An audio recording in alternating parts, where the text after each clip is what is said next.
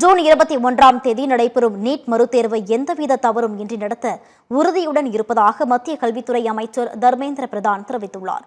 நாடு முழுவதும் கடந்த 3ஆம் தேதி நடத்தப்பட்ட நீட் நுழைவுத் தேர்வு வினாத்தாள் கசிவு காரணமாக ரத்து செய்யப்பட்டது. இந்த முறைகேடு தொடர்பாக சிபிஐ விசாரணை மேற்கொண்டுள்ளது. ரத்து செய்யப்பட்ட நீட் தேர்விற்கு பதிலாக அடுத்த மாதம் 21ஆம் தேதி மறுதேர்வு நடத்தப்படும் என்று தேசிய தேர்வு முகமை அறிவித்துள்ளது.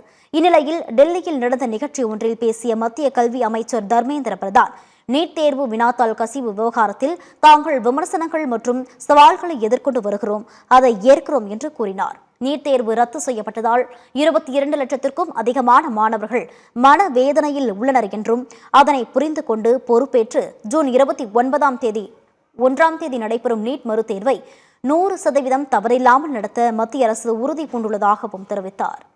இதற்கிடையே நீட் வினாத்தாள் கசிவு விவகாரம் தொடர்பாக மகாராஷ்டிரா மாநிலம் புனேவை சேர்ந்த கல்லூரி பேராசிரியை சிபிஐ அதிகாரிகள் கைது செய்தனர்.